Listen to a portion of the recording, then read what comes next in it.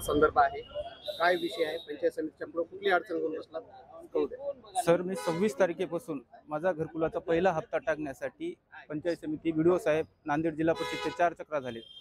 Blue line आहे, काहीतरी आहे म्हणून टाळाटाळ चालू आहे. मग ब्लू लाईन निघाली तरी बी आता काहीतरी आधार व्हेरिफिकेशन करायचं, हेच राहिले ते राहिले.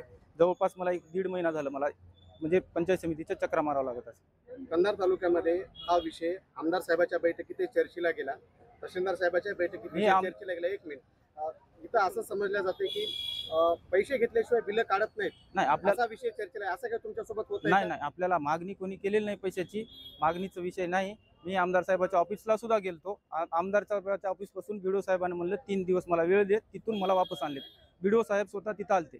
3 दिवसाचं नाही, त्याच्यानंतर हे 10 तारखेची गोष्ट आहे. 10 तारखेची. आता 3 दिवस म्हणजे जवळपास 25 दिवस झाले. उपोषण करताय घरकुलाच्या बद्दल, हा विषय घेऊन तुम्ही इथं बसलाय. पूर्ण आता या ठिकाणी महाराष्ट्राला हा विषय समजणार आहे. तर या प्रकरणामध्ये तुम्हाला पंचायत समितीचा कुठला अधिकारी या संदर्भात काही चौकशी करण्यासाठी उपोषण का बसलं, त्यासाठी नाही, अजूनही कोणी आलेलं नाही. सेवक तरी आला होता का पंचायत समितीचा? नाही, बघून चालले. पुढची रणनीती, तुमची भूमिका काय आहे? माझं ठाम आहे. माझं जोपर्यंत माझं बिल पडत नाही तोपर्यंत मी इथून उठणार नाही. आम्ही या अगोदरच पैशाच्या बाबतीमध्ये आमची संघटनाची भ्रष्टाचाराच्या विरोधामध्ये लढते आणि आम्ही या गोष्टीची सक्त नफरत करतो.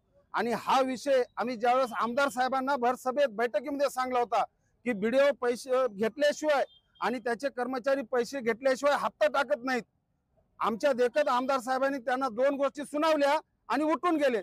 आता इथून पुढे आम्ही फक्त का घरकुलाचा विषय सोडालो, जनतेची पण याच्यामध्ये लाभार्थ्याची पण चूक काही आहे काही प्रमाणात, म्हणून आम्हाला अधिकाऱ्यावर काहीच बोलता येत नाही. तरी पण ज्यांचे बांधकाम झालेले आहेत, ओरिजिनल बांधकाम, त्यांचे बिल जर टाकण्यासाठी जर तुम्ही टाळाटाळ करत असाल तर माझी सैनिक संघटना तुम्हाला खुर्चीवर बसू देणार नाही.